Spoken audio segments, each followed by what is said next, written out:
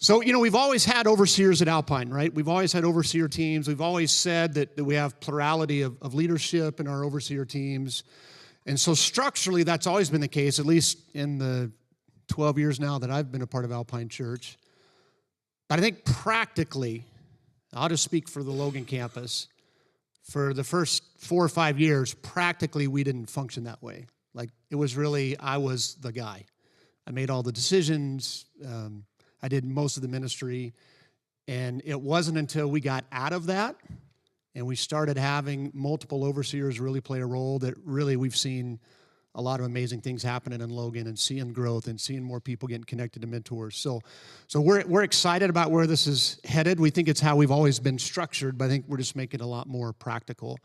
And as we do with any other decision we make at Alpine, the reason we're doing this is we look to God's word in all that we do, right? That's our number one core value. And when we look at the New Testament church, that's what we see as this plurality of leadership, plurality of overseers and elders. So this is a trustworthy saying from 1 Timothy 3. If someone aspires to be a church leader, he desires an honorable position. I think when we read that particular translation, that's easy to get excited about. I mean, if we're being honest, that idea of being in an honorable position is kind of exciting. But the ESV translates it this way: this saying is trustworthy. If anyone aspires to the office of overseer, he desires a noble task. That it's work. Like, it's a lot of work. And so do we desire this position for the honorable position, or do we want to be involved because we want God to use us? We want to be about his business. We want to be working, right? So, and that's what I love about the heart of everyone here, that's why you're here. So the passages that show that we're trying to get, even just more in line with the New Testament, first one to read is Titus 1:5. The reason I left you in Crete was that you might put in order what was left unfinished and appoint elders in every town as I directed you. Again, you notice plural there, elders. Acts 14:23, Paul and Barnabas appointed elders for them in each church, and with prayer and fasting committed them to the Lord in whom they had put their trust. And then lastly, Acts 15:6, the apostles and elders met to consider this question. We just preached on that, the Jerusalem Council, not very long ago, so that's the context of that. And there are more passages in Acts 11, 1 Timothy 5, even I think of the passage in James from a real practical ministry standpoint, that if anyone is sick, you should call the elders, plural, right, to come and pray and anoint you with oil. So that's why we're moving in this direction. So I'll stop there in case there's something, Brian, you'd like to add to that part. Well, what I would add to that is, so when the executive team, so John, myself, Dean, and Jared are on the executive team, and we had our executive team retreat in March? Earlier last year, in one of the months of 2024. And it was really just, we knew it was kind of a meeting where we had to figure out just structurally, like where are we, how are we going to move into the future? You guys know we've been through a lot of craziness since COVID, and I think every church around the country has been. And I personally thank God for it. I think it was an opportunity for us to sort of hit the reset button and just really evaluate, hey, are we doing this biblically? Is this, we know that our goal of making disciples who make disciples is biblical. We already knew that churches weren't doing that. Churches say that they do it all over the place. I was just talking to a friend of mine who's got a church in Chicagoland, and he, I'm one of his overseers or whatever they call it there. One of his structure. They're non-denominational, so structurally, I'm kind of one of the guys that he reports to. And I just, we were just talking about how things are going, and financially and numerically and every other way, they're doing really well. And he said the one thing we're not getting figured out is disciple making. We're not making disciples. And the more I've been talking with him about this for 3 years, because I said, I'm not going to be a part of this role for you if you're not interested in making disciples through your church, because I'm not going to waste my time. Hey, this is a friend of mine, but I was like, I don't want to be a part of it if you're not really committed to it. So he really is committed to making disciples in his church, but nobody's doing it. And I just told him, I said, we're doing it at Alpine Church. And, when his churches started around COVID, so I don't feel like we were doing it when he started his church, but I told him we're structuring toward it, we're moving toward it, we're emphasizing it, but we had problems because we had even people on staff who weren't bought into it and they were giving it lip service, but they weren't actually doing it. We just said, we just want to actually do it. And it's inspiring to him, and I know it's inspiring to other churches. In fact, I told this guy about our structure with overseers and this meeting today, and he's like, man, that's awesome. I could tell he really had to think about it. He's like, I wonder if we need to start moving in that direction as well. So when we met with the executive team, the first thing we did in our first session is we just looked at these passages John just read to you. Because we said we just want to make sure that we're aligned with how God's word does it. And it just became clear to us that you guys need to be more empowered. I think that's kind of, I don't think there's one way to structure a church biblically. I think it's descriptive more than prescriptive in a lot of cases. But I do feel like whatever this thing is, overseers, elders, pastors, that same word for all that stuff, or different words, but same office in the church. Whatever that is, we need to empower it more rather than making it about the guy who happens to be on staff in that role. And so we just appreciate that you guys have kind of come along for the journey on that, because I think there are 40 guys here, which is pretty awesome. We weren't sure who was going to show up for this first one. We want to do this at least annually to come together, encourage one another, share stuff together, pray for each other. And so we're excited. This is, I think, the first of many of these kinds of meetings. Yeah, at least, so the current plan, just so you guys are aware, is to do a live event like this annually, but then also every 6 months have a virtual United Overseer training, so we're all coming together at least twice a year. So in addition to just being more in line with the New Testament, the other reason we're moving towards this is just we're going to be able to better care for the flock. Like we have more people who know the individuals coming through the doors. I had a conversation with one of our overseers and his wife this last week, and she nailed it, like she described it perfectly. She said, so really what you're trying to accomplish is you want to make sure that no matter who comes through the door of the building, there's someone on the pastoral team who knows them and knows their story. So that's exactly what we're going for. That's exactly what we want to see, that everyone who would come through the building, if they've come to Alpine more than 4 or 5 weeks, right? I mean, you can't know every single first-time guest, but if they've been there a handful of times, that someone in a level of leadership on the pastoral team knows them, knows their kids, knows their wife, knows how to be praying for them, and we just can't do that with one guy, right? It takes a team of people to do that. So, John, I think this is where your language shift. You've started to shift language at Logan, and how do you talk about it? Because some of these guys maybe haven't heard it. I think it was on the overseer training, but maybe say that again. Yeah, even when I introduce myself now, so if I introduce myself in Logan, or if I'm down here teaching, say at Riverdale, I was just here a couple weeks ago, I don't introduce myself as the Logan campus pastor anymore. I introduce myself as part of the pastoral team at the Logan campus, because it's not just me. Now, obviously, my responsibilities are broader and more of them than the guys who are volunteering in this role, but essentially they're all pastors on our team, which is exciting. And we all bring, oh, sorry, go ahead. No, go ahead. We all bring different gifts. I mean, that's the other reason I think that we're going to care for the flock better. It's not just the sheer number of it. It's that some of the guys on our team in Logan, for example, have gifts that I don't have. And I'd probably bring some gifts to the table that maybe not every one of them has individually. So we're just going to care for the people better. Well, and but we've all been there. I remember, Bill, when you first came on staff right here in this building, and Steve and myself, we were like really trying to spread the message that, hey, he's really a pastor. Like, just like we're pastors. Because, I mean, Bill he wasn't seminary trained. So even though Bill was a full-time guy, he was still very similar to you guys, where it took a while, and Jared too, it took a while for people to realize we meant it when he said he's a pastor. Now people eventually bought into it and believed it, because we kept telling them, no, he's a pastor. Even though Bill doesn't get up here and preach, and in the early days, G didn't preach either. He's a pastor. And what we're really trying to say is we want to make sure that people know that that pastoral care is here for you. The problem is that this campus blew up. So, our thought was, a couple of us can't do it if we don't have a guy who's good with people. So we hire Bill, and then we hire G for Layton, and we still had the same problem because those campuses still blew up, and you can only know so many names. You can only personally know so many people.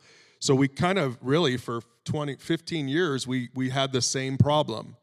We still had too few pastors, essentially. We had too few pastors. And that's the language shift where I hope you guys will get comfortable with this. That's the language shift that we're trying to make here is these guys are on the pastoral team. These are legitimately pastors. Even though they've got regular jobs and make actual money, they're legitimately pastors. And what that means is, well, all the things that we're going to be talking about today and all the stuff we talk about on our training. So it's a shift that you guys need to embrace, that we're trying to embrace, and we're going to really just do our best from the stage to communicate that kind of language. So we got to all act like a pastor. And that's a great transition to the next point. And this is going to sound probably a little selfish, and I guess it is, but this helps to share the pastoral burden. Because when one guy weighs the pastoral burden of an entire campus, it's heavy. And I don't say that because I'm looking for pity or sympathy or anything like that. But because some of you guys have been acting pastorally for a while now, and it's hard when you're the only guy doing it. Just this last week, this is why I know we're moving in the right direction. We had a request to launch a new ministry at the Logan campus, and that request didn't come to me.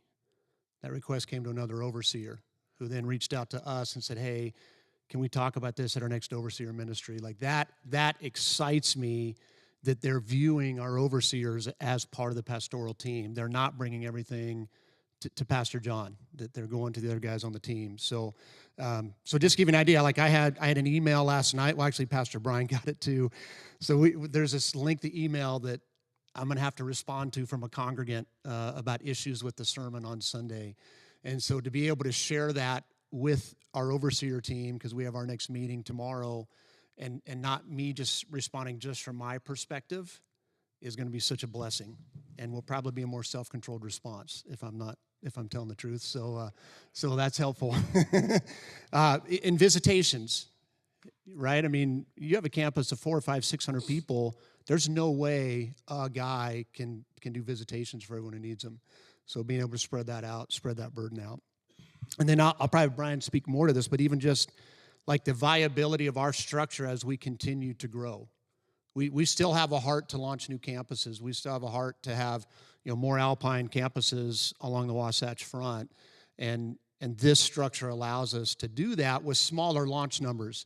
So if you look at a church like Life Church, if you've heard of Life Church in Oklahoma, multi-site, maybe one of the biggest multi-site churches in the country, they don't even launch a new campus until they have 1,000 people to launch. We never launch a campus with 1,000. We don't have a campus that runs 1,000 consistently. So it's a different structure. And the reason they do that, I think actually it's 2,000. I'm pretty sure it's 2,000. I mean, this is Texas and Oklahoma, so everything's bigger there. Yep. So the reason they do that is 'cause it's a business model. Like that amount of people, they can count on a certain amount of giving, and then they can hire their staff. So they just hire all this staff. It's crazy. One of our, Chris Duran, went from youth pastor here he went down there and became a junior high pastor at one of their campuses, immediately made more money than any of us at Alpine. And he hated it, by the way. So he came back. But that it's a business. It's a business, and it's a business model. And that model just doesn't work here. I mean, at least it doesn't work with the way we've done it, the size of this building. They would never do something like, they were like, how would you support, how do you hire a youth pastor? How do you hire associate pastors? How do you hire your teaching pastors? All these different things. We don't have those things. And so really our model is more like we want to be kind of the size of a Mormon ward so people feel comfortable size-wise. But then what that means is, okay, that puts limitations on us because financially we can't afford to just staff everything out.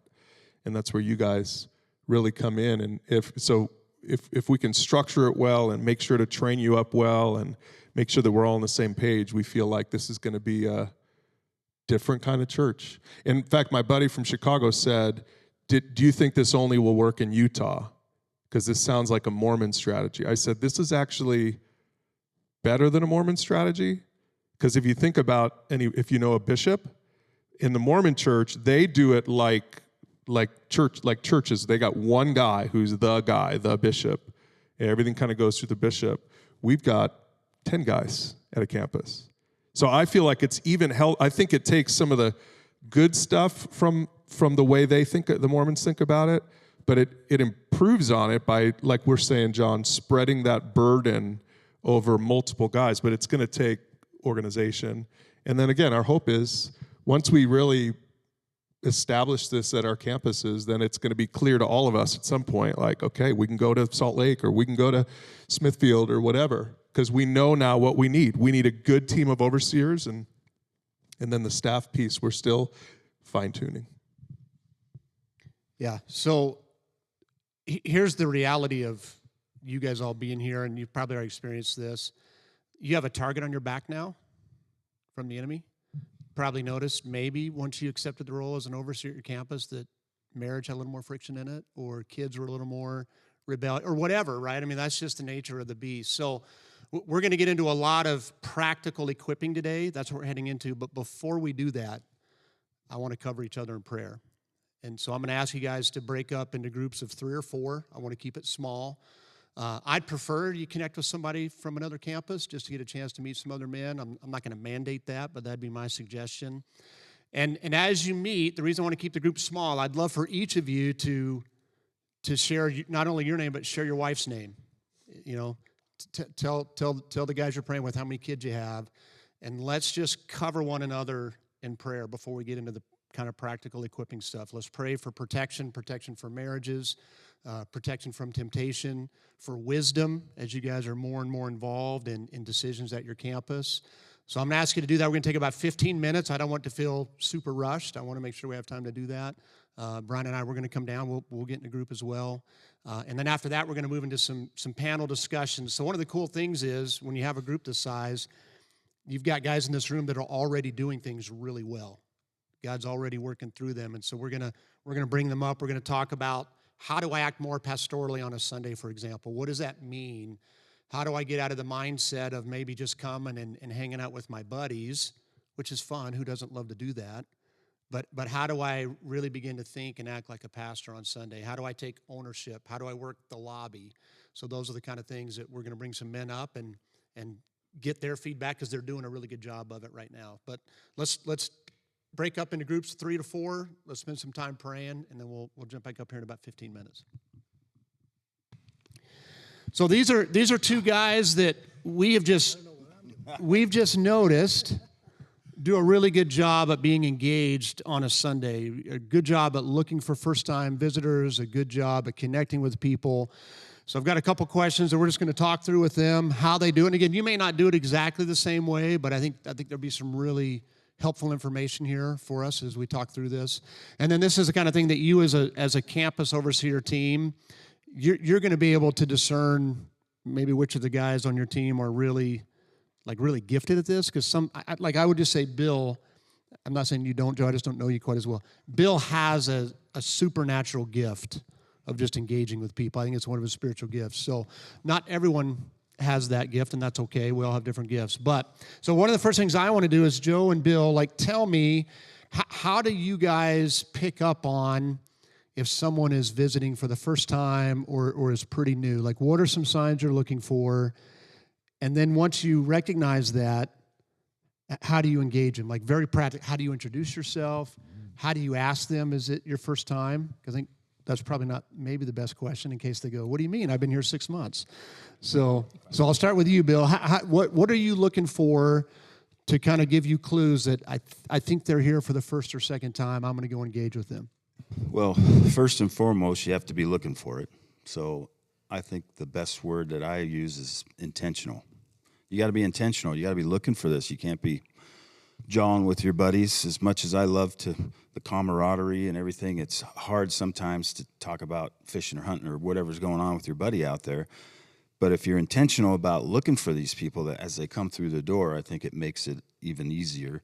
And for me, the obvious signs are, they're looking around and the obvious stuff. But I want to make sure if I've never seen them before that I want to go introduce myself. So I have a agenda, if you will, already in my head, and I'm on attack. I'm an old washed up sales guy, so I don't have a problem approaching people. And we use these, and if you at your campus don't, I highly encourage you to, because it gives us, your people, a visual for that person to say, oh, he's an Alpiner, he's something here because he has a tag. And it gives you a little more encouragement to go up to those folks and because they know you're part of the staff or whatever the case is. But I think one of the first questions is I introduce myself and talk to them. If they have kids, show them the kids' church, just all the things that you're probably already doing. But I think the most important thing is being intentional about it, because I can get caught up on a Sunday with a couple of my buds coming in, and all of a sudden 3 people just walk by, and I'm talking about my fishing trip last week or the football game or whatever it is, and it's not church stuff, church related. And I'll have time to do that after church or when I go hang out with them and eat lunch with them, or they're going to be there, and they know this. We use the term break up the rock pile, no holy huddles. You've heard them all probably, but that's the most important thing, I think, is identifying if they are new. How you gonna know if you don't go ask, right? So you just have to be intentional about. My famous saying is shaking hands and kissing babies, and if they are new, just start asking questions, because it's a gateway, especially for us, to help plug them into some of the other ministries going on in church that apply to them, and most of all, being mentored. Because if they're a new believer, maybe they're just sticking their toe in the water, they don't know Jesus, they just started coming because a neighbor brought them, whatever the case is, you got to dig, you got to find out, you got to ask the right questions. Because just a how you doing, good morning, and a smile, as good as that is, I think we miss the boat if we're not intentional about digging in a little deeper. And some people look at you like you're crazy. They just want to go sit in the back, and you're going to have that, They just walk by and you're like, hey, how you doing? And they're gone. Okay, I get it. Maybe catch them when they're leaving. But does that help you? Yeah, so I want to go to Joe, but I want you to think about, you mentioned ask the right questions. I want you to help these guys know, like, what are some of the, let's be nuts and bolts, what are some of those questions you like to ask? So think on that for a second. But then, Joe, obviously at Syracuse, you just launched with a new building. You've had a ton of new people coming in the doors. So how are you trying to scope out who's new? How do you like to approach them? How do you introduce yourself? I'll let you take it for a couple seconds. Yeah, thanks, John. Thanks, Belly. So I am Joe from Syracuse. I don't know many of you guys. I don't know if any of you guys know me. But I'm just a regular guy. What do you mean originally? So I'm retired Air Force, so I'm all over. Originally Washington State, and I live in West Point, and which drew me to go from Layton to Syracuse for connections. Kind of what Bill was getting into is establishing those connections. I wanted that in a church family, that led me to go to Syracuse, and to build on that, I joined the welcome team. So, like I said, I don't really know why I'm up here. I think Mark's realizing I'm a yes man, and he asks me to do stuff, and I just, all right, let's go. But yeah, so to get connected, I joined the welcome team to get connected. I've only, I got asked to be an overseer just really a few months ago, so this is all pretty new to me. But I've been part of that welcome team for, 5 or 6 years, and just enjoyed that first connection in really getting close to folks. So in that, I think there's a real tie in there, that welcome team, and then what we're asked to do as overseers is connect with people. So in that welcome team, Syracuse is new. We had a small we had a small group and we're all tight, and it was hard to get some new folks into Syracuse over the last 5 years, but we, started that new campus. We're right on Antelope. It's huge. It's grown us significantly in just a short amount of time. So I see new faces every week come through that door, and so I pay attention. I make an effort. It's like I'm a regular guy, so I have to make an effort to do these type of things. I think probably a lot of you guys are like, I'm just a regular guy. Things don't come naturally to me. I have to kind of work towards it. That's one of those is Bill kind of mentioned is if we're making an intentional effort to meet people, that goes a long ways. So yeah, I started, I introduced myself. I just want to kind of get to know people, right? I see a new face, they walk through the door. First thing they do is kind of look, right? The way we're set up is you can go left, you can go right, you can go straight. So you get that look in their eyes of, okay, which direction do I go from here? So it's kind of a click, and I'll run over. My wife's the connections admin, so I kind of got a cheat code there to initiate the conversation and kind of, hey, Courtney, come on over. Let's have a chat with you, new folks here. So I really enjoy that. It's really the most fun I have on church Sundays is connecting with new folks, starting to build relationships. Well, I think you're selling yourself a little short. I've seen you work the lobby in Syracuse, and I've seen you work the welcome as a greeter, and you're really good at it. So let me ask you this. So in Logan, it's really simple because our chapel is not connected to the lobby. So we have an advantage in one way. When someone walks into Logan for the first time, it's easy to tell they've never been there because they walk into this lobby and they're like, well, where do you actually do church, Because they have to walk down this little narrow hallway, and it's the other end of the building. So it's easy for us to identify a new person. So whatever that looks like here, like I taught here in Riverdale a couple weeks ago, and the tree was in the way, so I don't think the welcome desk people saw this. But I saw a guy looking at the bathroom signs. Like he's looking, I see women, and so right away I know, like, well, this guy's, he's either brand new or he's only been once or twice. He doesn't know where the bathroom is. So I went over and I'm like, you look like maybe you're looking for the restroom. And he goes, that's exactly what I'm doing. And so just those kind of cues. So how do you, again, I don't want to be like nerdy on this, but specifically, how do you introduce yourself? Do you say, hey, I'm Bill Shore, I'm part of the pastoral team? Do you say, hey, I'm Bill Shore, I'm an overseer here? Like, how do you guys introduce yourself? And then how do you ask that question, are you new here? Do you just say that? Are you new here? Because again, that can be dicey if you're like, are you new here? And they go, I've been coming here for 6 months. Now they feel frustrated, you feel embarrassed. So what are some ways you work around that? Or are you just like, hey, I don't care if they feel frustrated? I'll start, Bill. And I know what the right answer is, John, is, yeah, my name is Joe. I'm part of the pastoral team. That's the right answer, right? I'm new. I'm new on it, and I'm still kind of growing into that role. So yeah, for the longest time, I'm just Joe. I'm just regular Joe, and I'm starting to grow into saying, hey, I actually am part of the pastoral team. How about that? I did announcements for the first time a couple of weeks ago, and Mark didn't even ask. I said I introduced myself as Joe, part of the pastoral team, and that felt like a big move for me. So that's where I'm going to start going towards and work towards.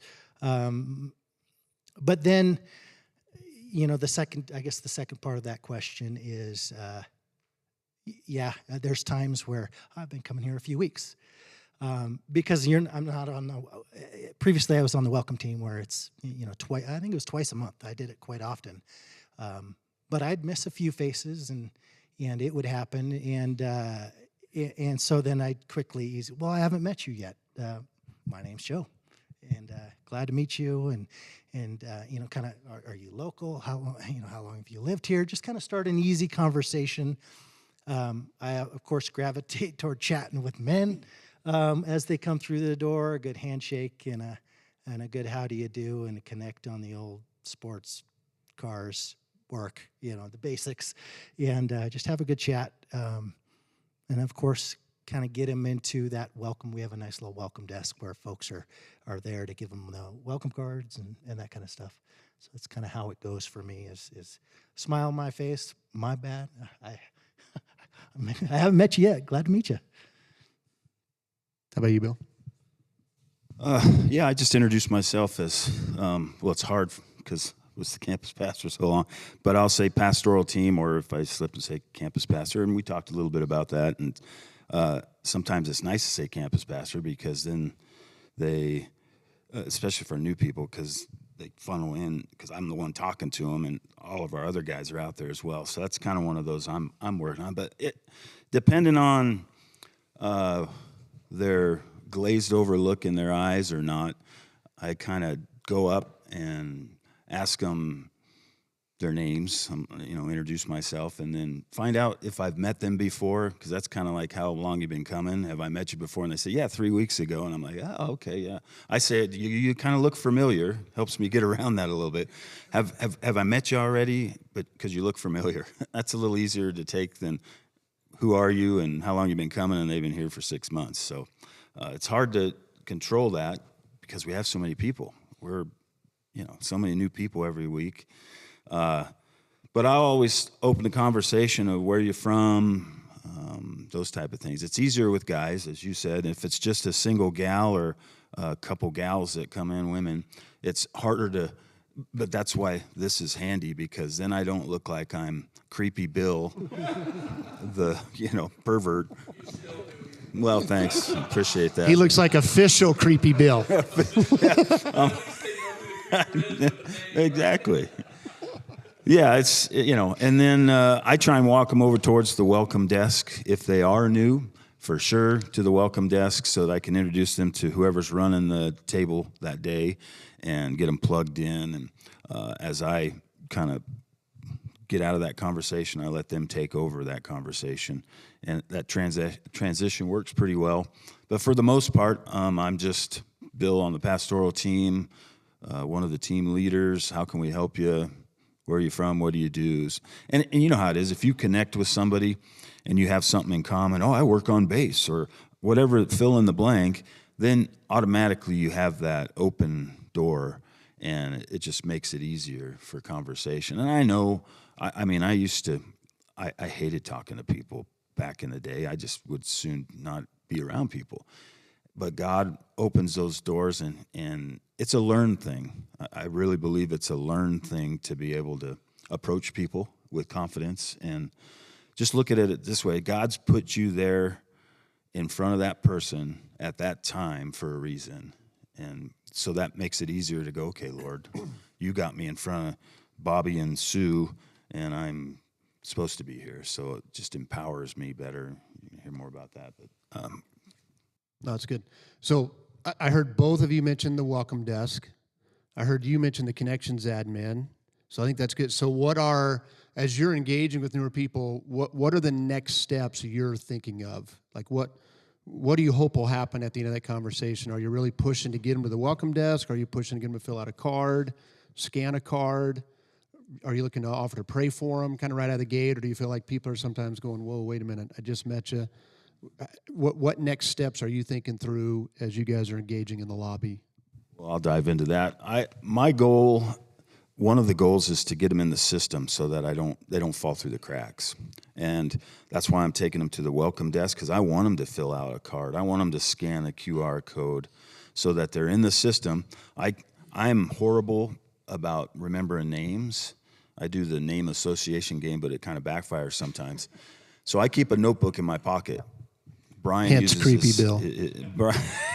Brian uses his cell phone. We tried that. I've fat fingered. I'm not very good. But I'll after the conversation, and I've said their name 60 times in my head, I'll walk over and write their name down and something that tied them in. They're from Oklahoma, and he's got 2 kids or whatever it is. And then I can backfill that when I get home. But I think my number one goal is to get them in the system so that we can reach out and make them feel welcome and find out what their interests are.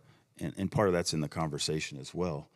But that's kind of what I like to do, because I'm the one calling. I call all the new cards, so just to check and see if they liked it and those type of things. I'm not sure how you guys are doing your campuses, but we divvy it up a little bit, and so I think my number one goal is to try and get them connected somehow.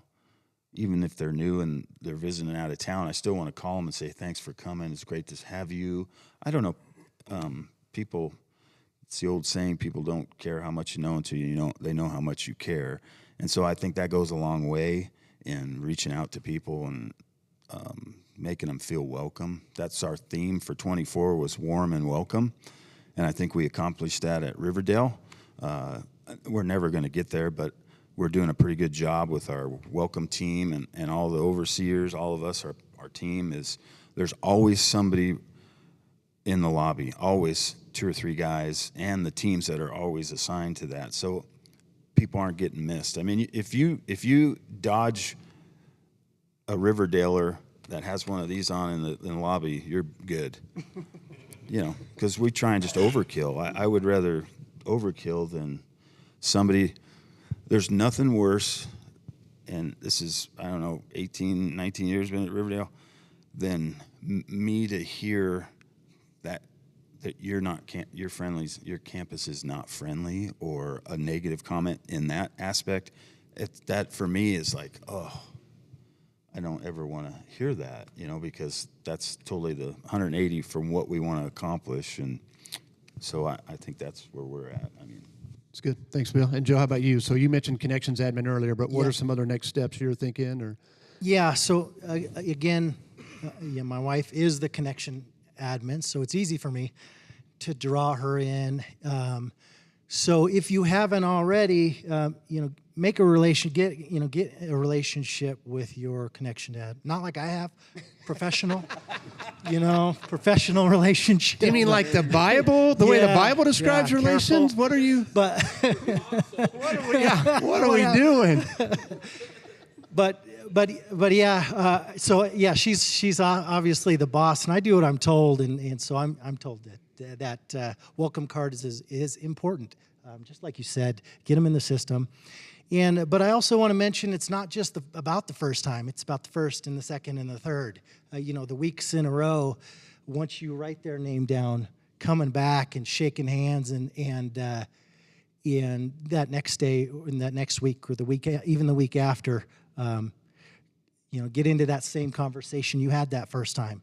Remember that person, think about that person, and try and make that connection. Introduce them to your other buddies that you talk about fishing and whatnot with. Kind of draw them in, because that's what I was looking for. And when I meet people, it's what they're looking for, is a connection.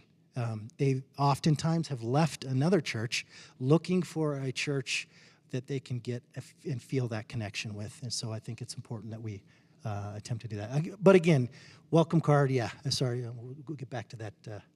Get them in the system, welcome card, make them feel comfortable there. I try not to get heavy into, pray, what do you need to prayer and all that kind of stuff.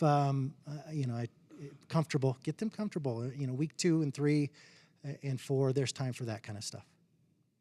I really appreciate what you just said about weeks 2, 3, and 4. I'll just speak for Logan. I think one of the weaknesses at our campus, and it's been this way for years, we're really good at first-time guests.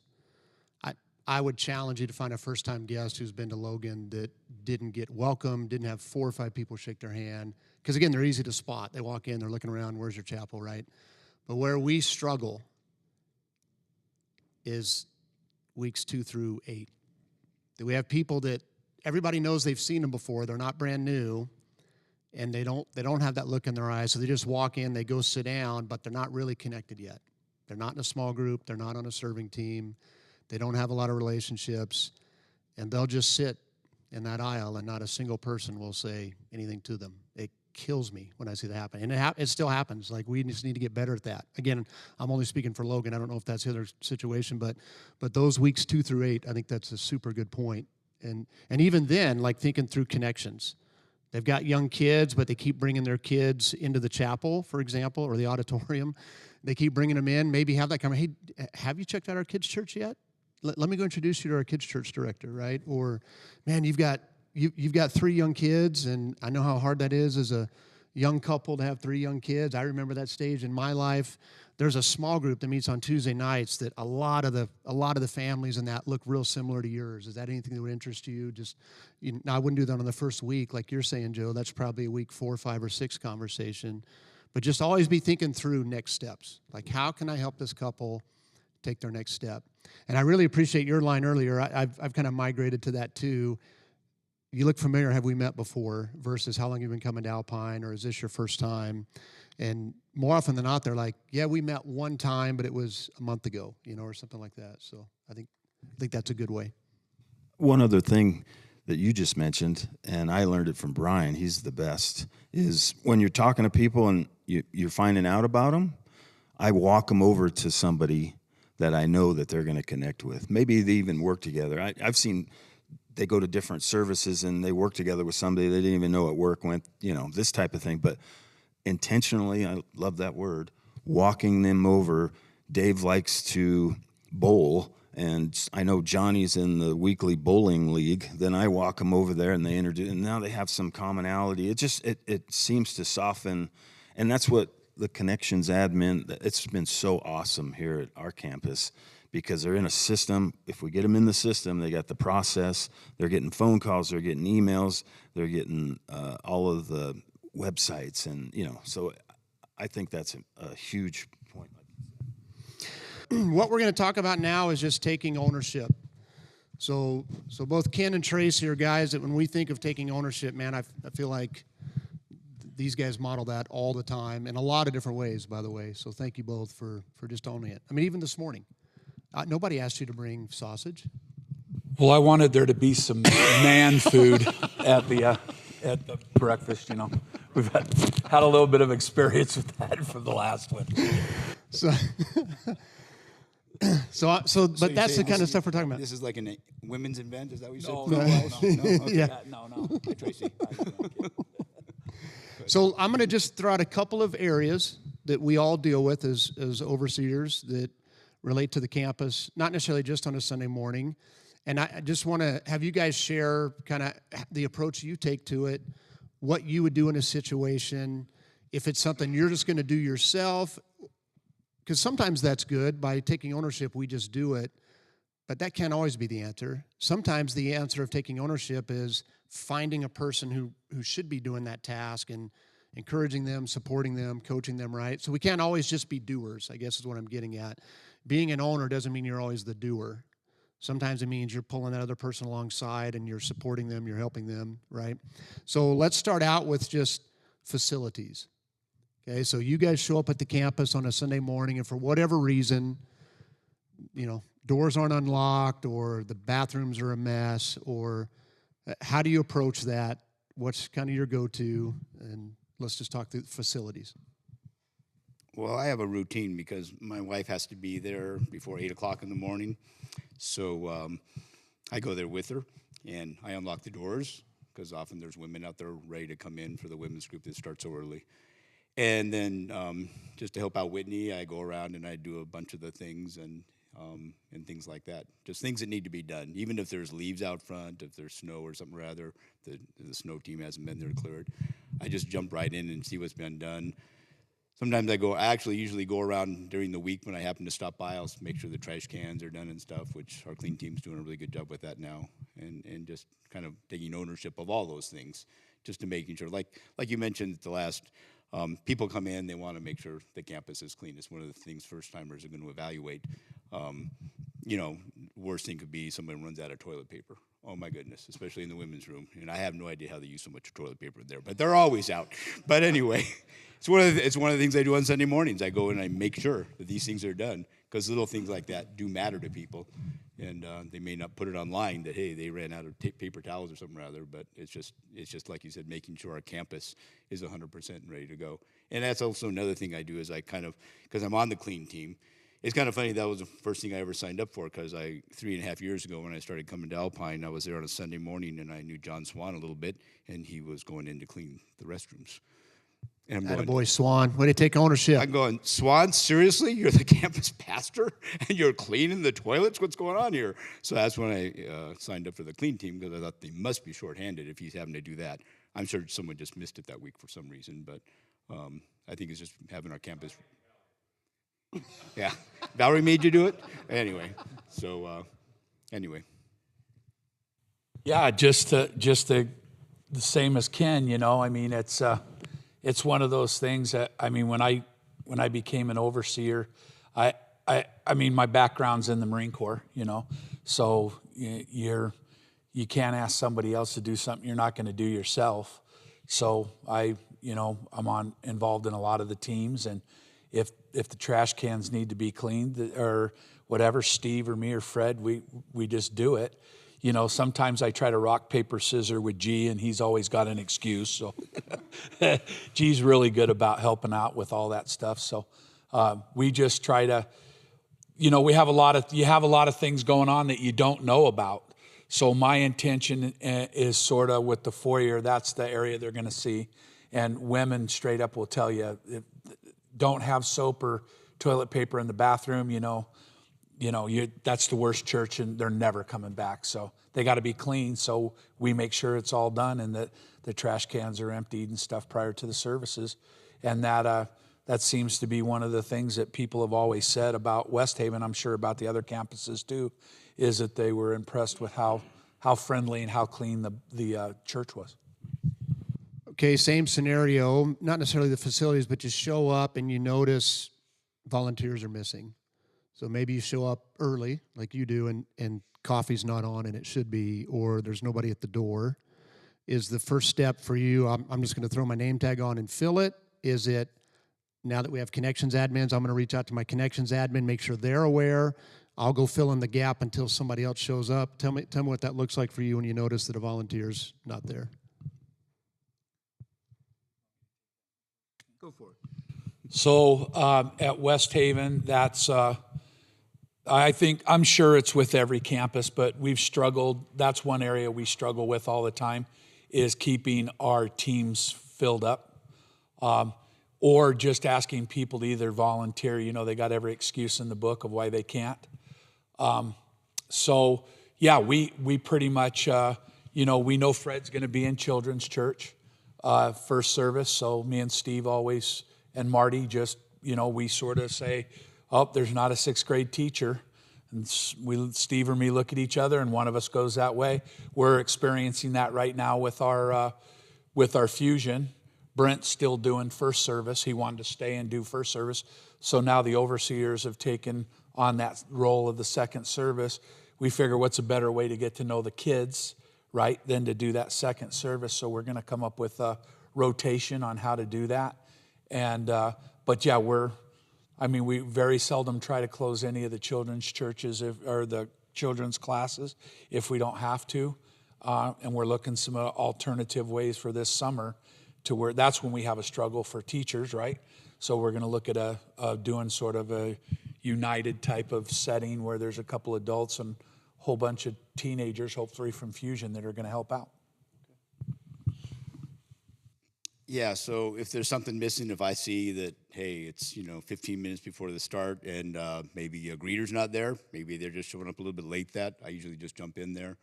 I've noticed JD will realize that maybe he doesn't have an usher, so he might come up and ask me, so it'll happen that way. Because I get there so early, and I know Whitney and Phil have a little one that he could have a blowout that morning. Who knows, right? Right, Phil? You guys know what a blowout is, I take it, right? And so, but Whitney usually gets there, but sometimes I'll just reach out to her and going, hey, do we have a baptism this week? Because they usually like the water kind of on the warm side, so I might fill in and get that done for her, just to help her out, like I said. And one of the things I'm aware of is I've always heard this stat, I don't know if it's true, 10% of the people do 100% of the work at churches, volunteering and stuff. And that can cause burnout, from people. And so, not Whitney, of course, but some of the teams, like I said, the clean team, I don't want the new people that are over that clean team to be overwhelmed because, well, people aren't doing their job. So that's like I said, that's one of the things I run through and make sure everything kind of got done so it's not a last minute type of thing. But I generally just jump in, but sometimes they're asking, so.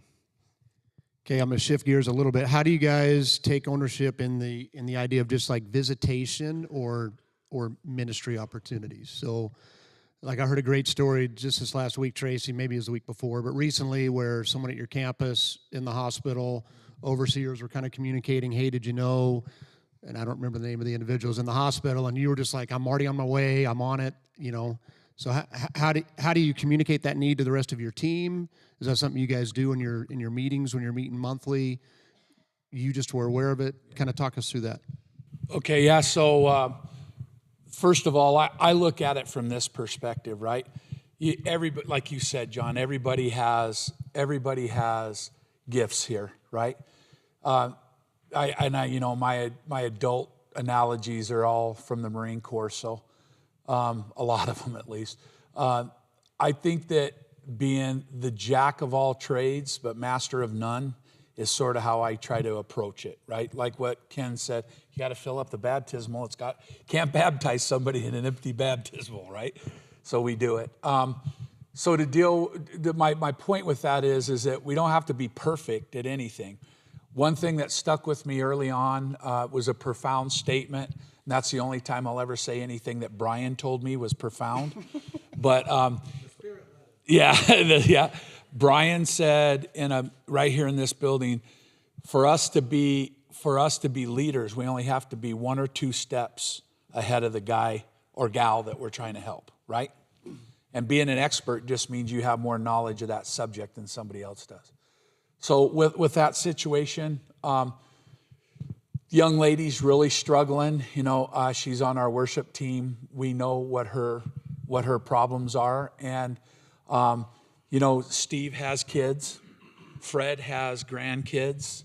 Marty was out and about, and you know, I don't know. I'm just getting emotional about it, but I don't know what led me to that. But when she said she needed somebody there, it wasn't that she needed somebody there a week from now or 2 days from now. She was crying out that she needed somebody there. So I told my wife was mad at me. So there's a struggle, you know, within that. She's like, can't you just go tomorrow after church? And I said, well, I could, but if you were laying in the bed, would you want me to just come tomorrow after church? And I went down there, and I knew after I left that that's exactly what was supposed to happen from our pastoral team. So, yeah, I mean, it's inconvenient. Sometimes it's a pain in the butt to do it. No, you know, nobody ever needs help at 2:00 in the afternoon, right? It's 1 or 2 o'clock in the morning, and nobody's going to need help 3 weeks from now. They need whatever they need right this minute because it's important to them. So I just jumped in the car and told them I'm on the way. Somebody else can go during the week. I got this. Don't worry about it. I know that what we have to do at our campus, and I would encourage everybody else to do this, is we started out trying to be, like this morning, we just talked about this just a few minutes ago. So we have 3 or 4 people, families or individuals that we're trying to help out, and we had started out trying to brief everything and keep everybody in the loop, and we still do that. But we can't all 4 take care of this family, this family, this family, and this family. Sooner or later, somebody's going to have to take the lead on that and then brief the rest of the team.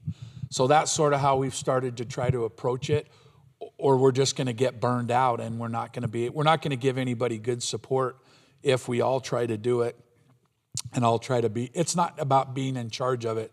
It's just about that they have a consistent point of contact for what they need from us. Okay, let's do one more, and then we'll wrap it up with you guys. I didn't get to talk. Okay, sorry, Ken. Sorry, Ken. Sorry, Ken. Pass me by here, bud. Do you feel? Go ahead. Do you feel? I just want. When I first became an overseer, Whitford and I got a call that a guy needed help, and I still reach out to that guy after 2.5 years. And I don't know which campus he may or may not be going to, but I still have relations with him. I have him come and do the car shows. The guy was basically giving up on life and wanted to die. He's gone through 2.5 years of continual operations for assorted things and stuff. But us going, Whitford and us being able to go and visit just like that really helped a lot. But one other thing that I appreciate what you just said was we had a lady that needed a visit in December, and I waited till the next day. Well, she died that morning. Don't wait when somebody says they need a visit.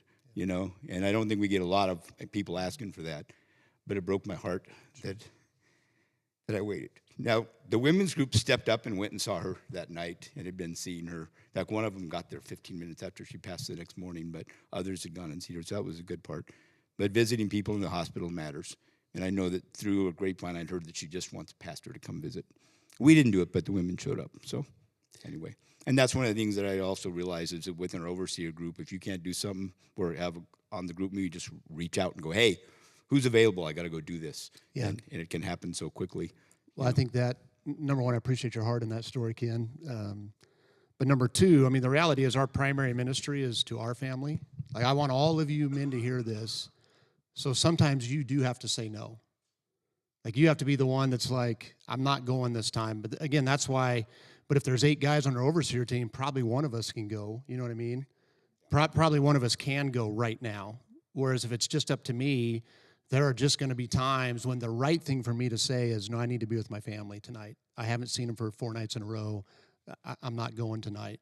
So anyway, I don't want you to carry that shame, man. I don't think that's yours to carry. But I appreciate your heart in it. So, okay. All right. Last thing, distractions in the service. This is something that it's not comfortable to talk about to the individual. So I'm going to talk about children first and then adults, okay? Because I think it's different. If it's an adult, that's primarily a safety team issue. Okay, we're all either have or are implementing safety teams at our campuses. If there is an adult that's causing a disruption, that's primarily a safety team responsibility. But again, we're talking about extreme ownership.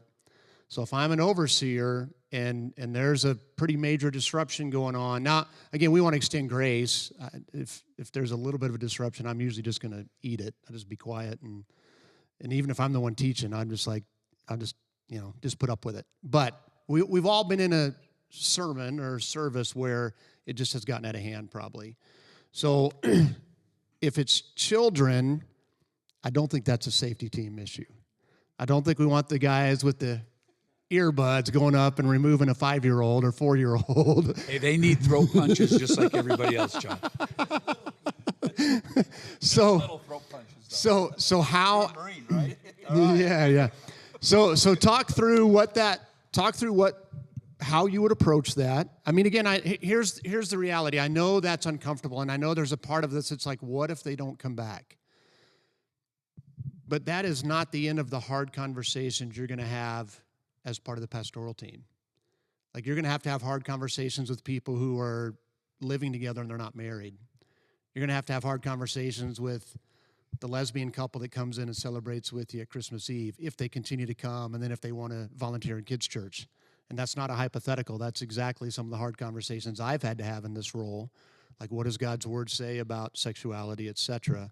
When do you have that conversation? How do you have that conversation, right? So not that that's related to a disruption in a service, but I'm just saying we can't shy away from uncomfortable conversations. We have a few women that are Gwen is our lead for the ushers, and then Steve and I. But we always try to involve one of the overseers. I'm over the safety team, so Steve or I are always there. So we would be involved in that, right? So let's talk about a situation just recently, and I'm not going to use any names. We're still going through it. Adult. Children, that's a different thing. Hey, here's the baby's room. Maybe, did you know we have a baby's room? Could you please come out? You're interrupting the stuff, things of that nature. And but for adults, we have a young man that is just extremely overzealous. Let's put it that way. He loves the Lord, and he thinks he's the only person on the front row in the entire auditorium that is there. And he's constantly filming people. I think it's a Facebook thing he's doing or whatever. He's jumping up and down all around, and he's 6'6". Yeah, and he's dressed like Gandhi most of the time, which there's nothing wrong with that. But then when he's jumping around and worshiping, people aren't necessarily used to that. So I've had a couple conversations with him. I've established a rapport. He has a tendency to listen to me a little bit more than he does other people. But this last time when Brian was teaching, it was so bad that he was talking over Brian during the sermon. And Brian was giving Tracy his Tracy, not me, and she came out and got someone, and we were able to get him out into the lobby. So in turn, I told him, hey, we've talked about this before. You can't be doing this. He's a little bit bipolar. So I sat with him the rest of the time Steve and I did out in the lobby. And then now on the back end of that, I've tried to contact him by phone, tried to contact him with a text, and tried to get an email, nothing.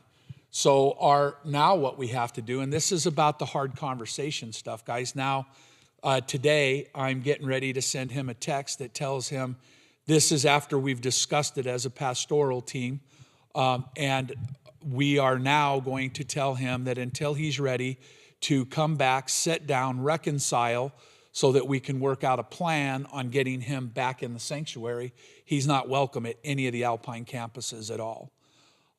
It's to the point, it's if you were there during the circumstances, you would understand why we're there. And it wasn't an easy decision to get to that, but you can't have one person literally interrupting the whole. There were people getting up and leaving that Steve actually said, we're taking care of it. Please just give us a minute. And so we're going to have, that's a hard conversation that we have to have. And I want to see him come back.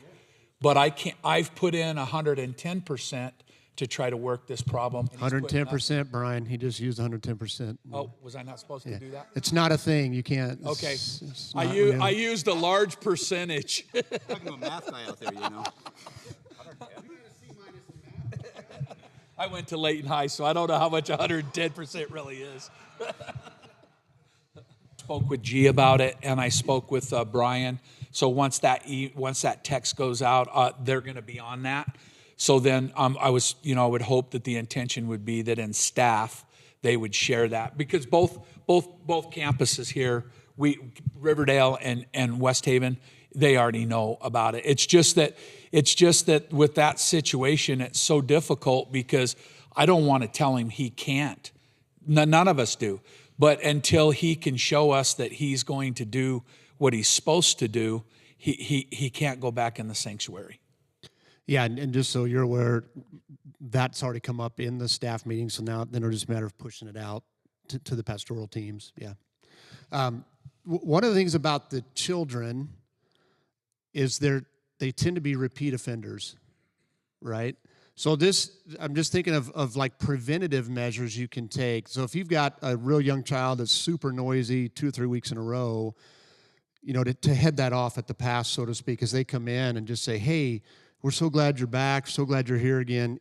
If it gets disruptive, just want to remind you that we've got the mom's room. You can come out in the lobby, like whatever your alternative is at your particular campus, to plant that seed even before, because typically if it happens once or twice, it's going to happen 4 or 5, 6 times. It's going to keep happening. Like we've got a situation right now in Logan where,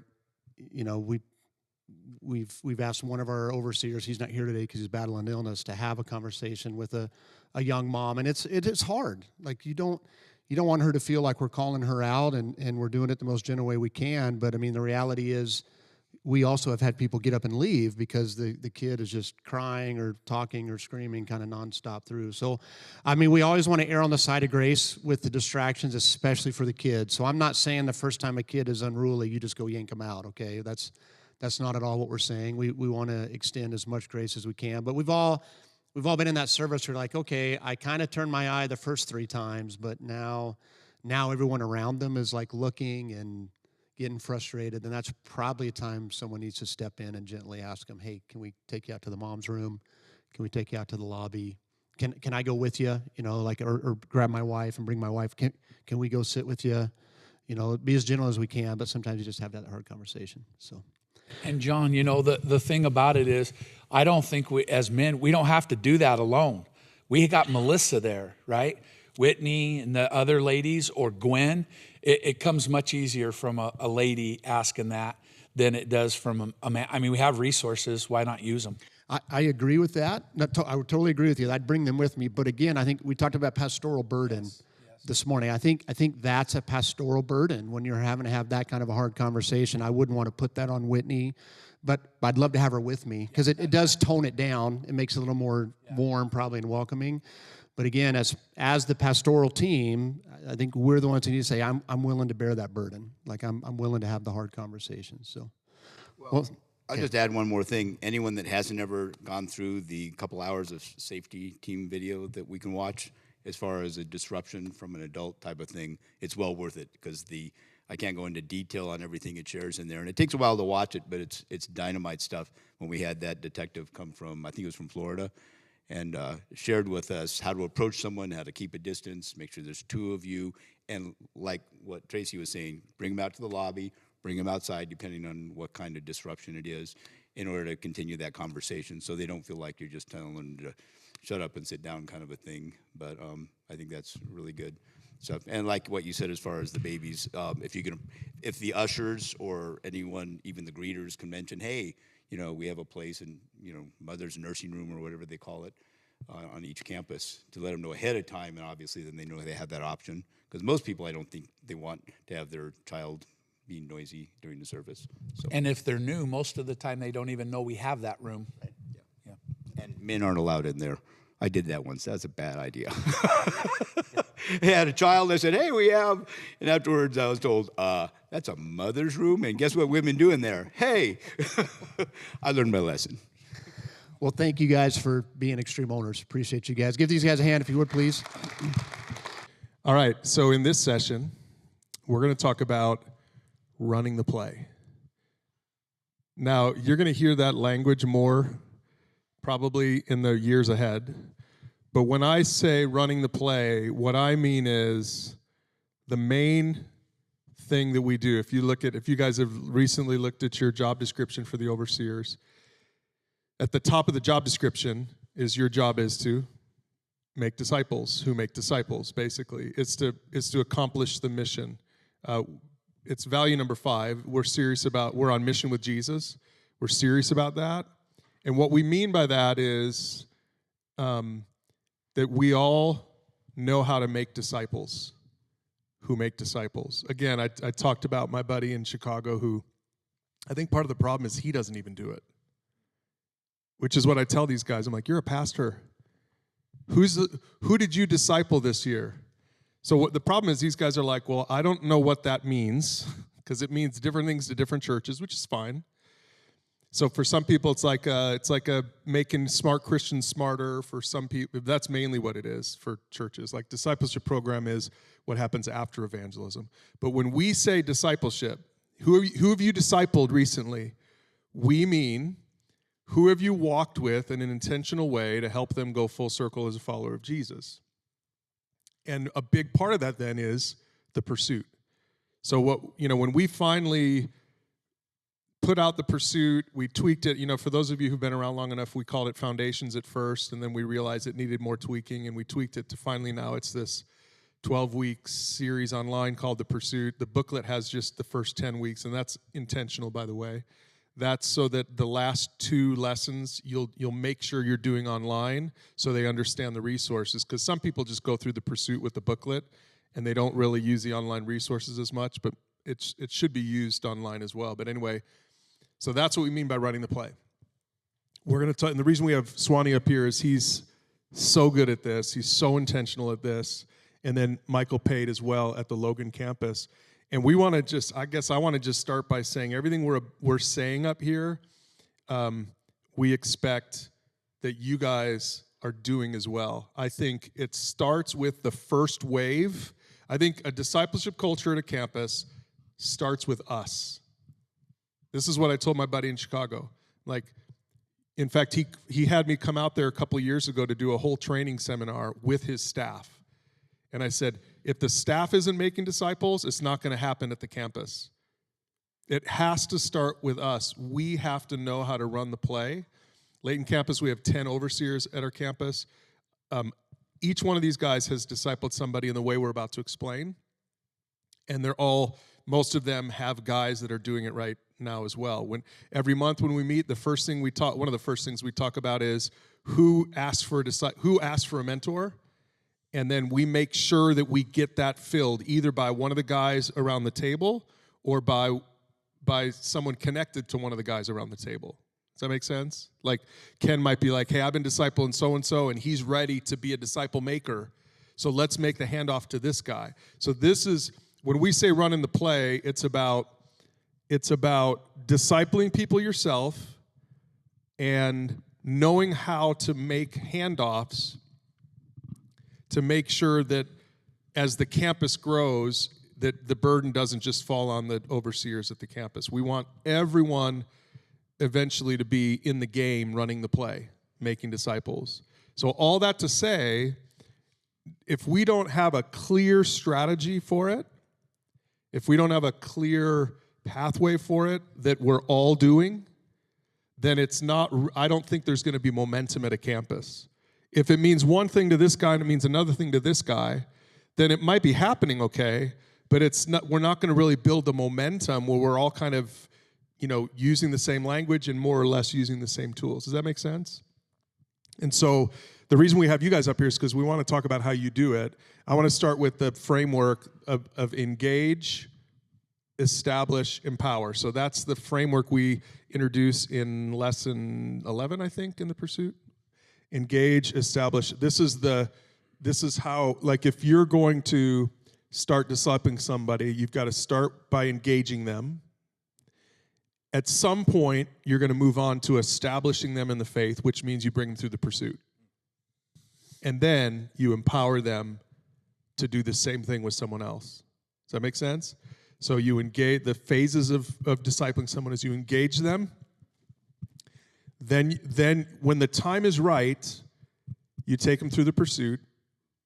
And then that helps make sure that they're a follower of Jesus, make sure they've had a chance to respond to faith, all that stuff. And then I think the hardest thing is empowering them to do it for the next person at some point. So Swanee, let's start with you. Just real quick, share an example of someone you've discipled in this last year and how that's looked. Hey, my name is John. I'm from Brigham City. I'm from Layton. I live in Layton, but I'm pastoring up at Brigham City campus. You've got your engage, your establish, empower, and I would say it starts with Joe. Was it Tracy? Who was up here with Joe? Bill. Yeah, it starts with engaging early on, being intentional about the engaging piece, and really, I would say every piece of it is you're engaging, right? Because you're engaging someone to get them engaged, then you're engaging them to get them established, and you're engaging them to get them. It's all about being intentional to engage people. And then, I listen. There's a podcast Brian does on this. There's the short video version too, and Brian says in there, you don't want to get too spiritual too quick. And let me tell you what Brian actually meant by that. He meant you want to get as spiritual as fast as you possibly can, okay? And here's what I mean by that. It doesn't mean that you're going to use a megaphone and ask them, if they know Jesus, and if not, they're going to hell. It means that you are going to be prayerfully engaged in your own walk and ask God to lead you into that conversation with the person that He has put in your path providentially and on your heart. That's what it means. It's the Acts chapter 8, 27 through 29 there. It's the Holy Spirit said, hey, Philip, go talk to the guy. This is a jab at you. Go talk to the guy in the seat next to you on the plane. That's what he said to Philip, but by our standard. And it's you being obedient to do that. And then what you'll find in that is God grows you in that that faith.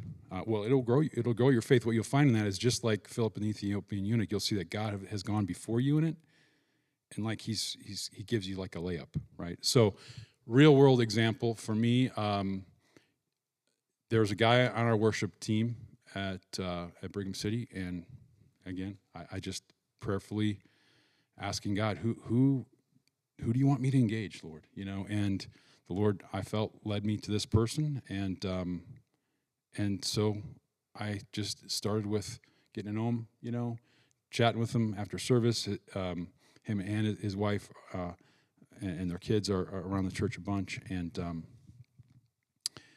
but I had known a little bit about his backstory, and that even being on the worship team was like, we weren't quite sure if he knew Christ yet, even.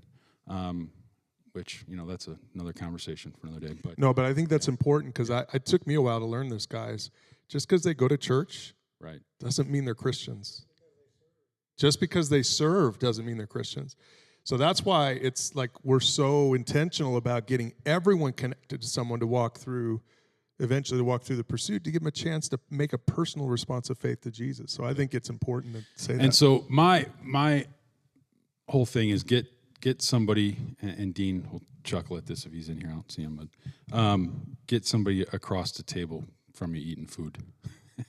Like a bagel, cream cheese. Bagel, you know. I think there's something actually spiritual about sharing this food together with someone. I think it's, you know, the idea of breaking bread with somebody that you're feeding, especially when if you're taking care of that, you know, you're paying the bill even. I think there's something, you're extending grace. This is a physical need we have, but we want to talk about the, you know, like Jesus said, man does not live by bread alone, but by every word that proceeds from the mouth of God. So it's like we're going to move from this, and it just when you get somebody across the table from you. So that's how it started, was, hey, let's go to Buffalo Wild Wings and hang out and get to know each other a little bit. And then from there, and I think this is key, and we'll probably get into this more. I'll end it here. When it came time to invite him into this pursuit, I was very clear to what I was inviting him into. I'm not interested in like the bait and switch, kind of nibbling around the edges, and then they get a topic or two in. They're like, well, what is this? You know, so I'm very clear on the front end, which I think is important. Yeah. So, Michael, for you, what is your, give an example maybe of someone you've discipled and what your first meeting looked like with them? Yeah, a lot of times I look for opportunities where I'm in close proximity to people. So my opportunities are around students. So I'm looking for those people who are reaching out for mentors who are students. And the one I've been mentoring this year is been good to meet. It's finding a time to be flexible around that schedule, and then just showing genuine interest and care about them. So like a lot of the times I'm upfront and I tell them, my intention is to share the greatest news you'll ever hear, but I really want to get to know you. So a lot of people, you got to say, you think about it as people don't care how much you know until they know how much you care, right? It's Bill's line. Yeah. Here it is. Right. So you've been hanging out with Bill. So it's something that I take to the classroom too. You really want to show a genuine investment in that person, get to know them. A lot of my first meetings are, talking about, how they got to, how their classes are going, what's going on in their lives, just sharing a little bit about me, being open. I don't hold anything back. I kind of share just exactly how God has moved in my life and how Jesus is so important to me. And just, saying, here, I really want to care about you and I want to invest in you, and I don't want to, just beat around the bushes, and this is why I'm here and I want to support you. So that's kind of what it looks like. That's good. I would say also, especially if if the handoff came through church. So if we're talking about somebody asks for a mentor, which that's happening more and more and more at our campuses, which is great. To me, that's a little, we don't have time to get into it. That's a little different than if you're sitting next to someone on a plane or whatever. But if the handoff comes through church, guys, and if you're taking the handoff, like, you need to be a pastor. They're gonna be they might be wishy-washy about it. They might not. They might get cold feet after they ask for a mentor. They might have done it after a sermon where they felt conviction from the Holy Spirit, and then you're like, I'll take them, and then you reach. We've all had this happen, I think, and you reach out, and they're ghosting you for a couple of months, even potentially. Like, I think, just be ready for that kind of stuff. It's going to happen, but be persistent and be pastoral. Try a few times, and if they're in, and then just leave the door open for them. But if you do get that first meeting, I like to be, hey, here's how mentoring works. Here's how this is going to work. Because if they've asked for it, it's not just relational stuff. So you are, I like how you said it, Michael. Hey, I want to know you. I want to have a relationship with you. But I do think it's in not being a bait and switch. I do think it's good in situations where it's come through the church so it feels a little bit more official, like to make sure to have a plan and communicate the plan to them.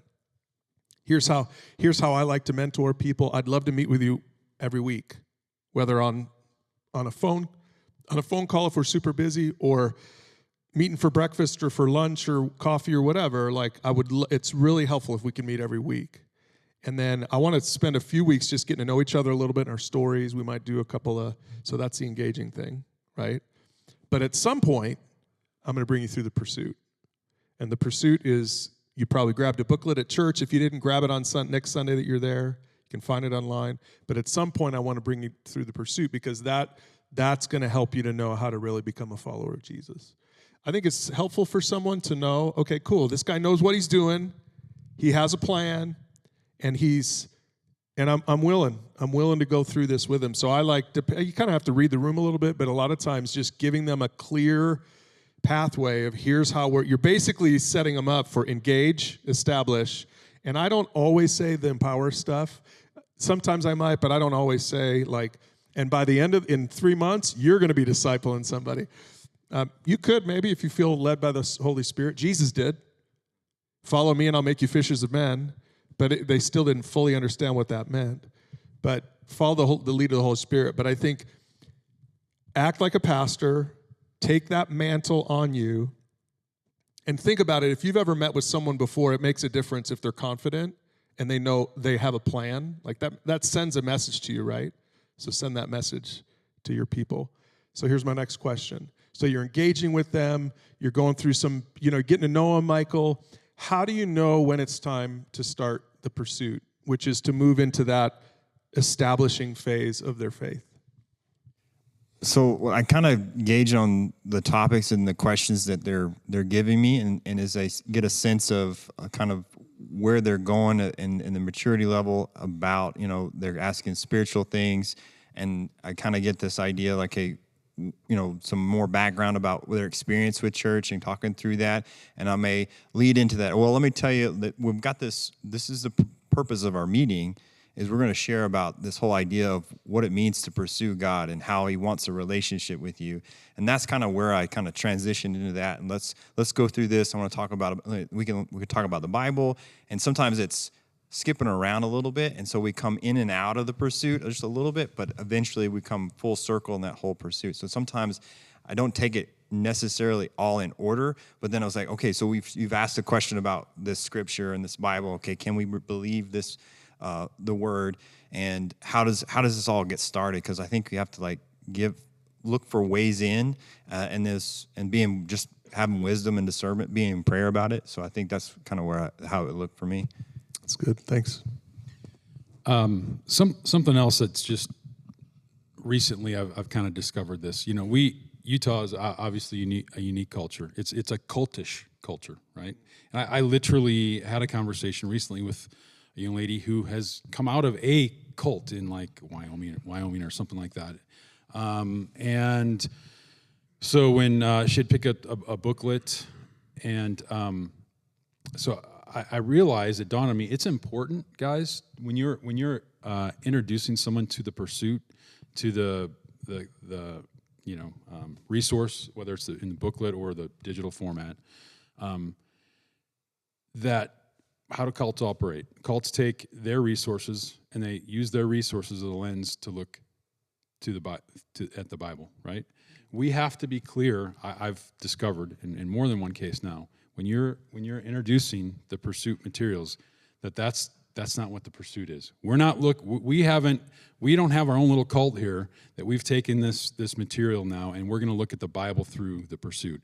I explained to them that it's exactly the other way around, that the pursuit is a result of God's word. The Bible sits on top of the pursuit, not the other way around, and that it's an opportunity to just really, this is Orthodox Christian 101.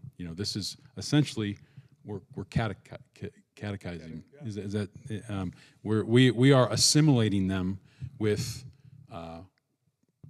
Christianity, but also our culture. That's a really good point. And let me explain why we put the pursuit together the way we did. We literally asked the question, what are the 12 topics that we want to make sure everyone at Alpine Church goes through? Like because there are so many topics on Pursue God, we're like, what do we want to make sure everyone goes through so that we really can like summarize what it means to be a follower of Jesus? That's where we came up with the circle with the 3 things. Well, it breaks down into trusting Jesus and honoring God and helping others. So we have 3 topics on each of those arrows. But then we said basically those first 3 topics are like the engaging topics. In essence, topics 1 through 3 in the pursuit, it gives you a chance to engage somebody if you haven't already engaged them, but you're kind of continuing to engage them until you get into those like faith topics about trusting Jesus for salvation. So speaking of that, how do you know, this is a really important question, and we talk about this in the training version of the pursuit. If you've never gone through that, listen to those episodes. How do you know when it's time? You're taking them through the pursuit. Michael, you might be jumping around a little bit, which is great, by the way. I think that's great. There's no rule that you have to go through all of these things in order. Like, follow the lead of the Holy Spirit, but make sure to get to certainly make sure to get to topic 6. Because topic 6 is an opportunity then where John does a good job explaining it as it's the pivotal lesson. The whole pursuit pivots on topic 6, meaning topic 6 is where they have a chance to trust Jesus for salvation personally. If they've never done that, like, don't go on to topic 7. Basically, like, you gotta spend some time in some other stuff until they need to know that topic 6 is like, this is kind of a big deal. This is important. And so how do you know when somebody's ready for topic 6 is the question. You've been bringing them through it. Maybe you've covered all 5 topics. Maybe you've jumped around a little bit. How do you know when they're ready, basically, to put their faith in Jesus? Well, I guess sometimes the ones that I've mentored so far have kind of had some sort of faith moment they've explained to me. So whenever we get to this idea of like, okay, what's the whole point of the Bible and what's the whole point of the gospel, and then narrowing it down on this idea of having this trusting in Jesus for salvation and new life and what that all means and how we get there and have a restored relationship with God. A lot of that had been built up with, kind of talking about the nature of man, the idea of what does God want out of relationship with us and those kinds of things, and who is God kind of thing. Those are all kind of leading up to that point. So it's got to be some. To me, I kind of listen in on like what they've explained about some background of their family and kind of do some, just being kind of very discerning on exactly where they're, how sometimes you can hear it in their tone of voice about their skepticism, or you can hear it in kind of their tone about maybe they have some anger about some experience in church and things like that, or they've had a bad past with a pastor or something like that. Just listening in and trying to be, what are those cues that kind of lead me to this idea? Okay, so what is it? What do we have to do with all this, and that lead them up to that point? So now, what do we got to do with this?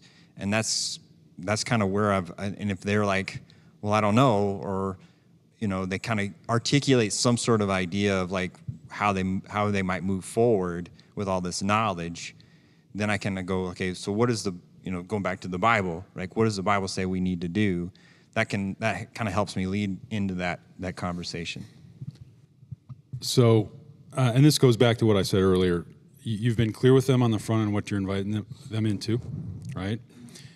Guys, every one of us in here ought to become connoisseurs of articulating the gospel. So I'm articulating the gospel message. I'm pulling the thread of the gospel message from topic 1 through topic 5. So here's how I know they're ready. They show up for topic 6. Okay? That's how I know if they're ready. They showed up to have the conversation. And so oftentimes it might not get that far. I mean, and you guys all know that, obviously, that sometimes you're just going to, this is why I'm intentional about that gospel seed. This is why I will talk to the guy when the Holy Spirit tells me to in the plane next to me, because I want to be ready to plant the gospel message on cue, and so you might not ever get to topic 6, guys, but you can put your head on the pillow knowing I shared the only message that has the power to transform his heart from a heart of stone to a heart of flesh. And Yeah, that's a good point, because it's not up to us to save anybody. This is what we have to remember. We last week in this sermon about church and state, this is one of the problems with church and state through history, where a lot of times the state tried to force religion on people. Like, that's so not biblical.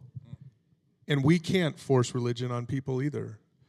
We need to walk with people, invite them into relationship with Jesus, and I think we need to have a plan to do that. To me, the pursuit's been helpful for me, because even for me, I've had a heart of evangelism my whole life, but I've never been so effective at making disciples. Certainly not making disciples who make disciples, but even just making disciples, because I didn't always have a clear,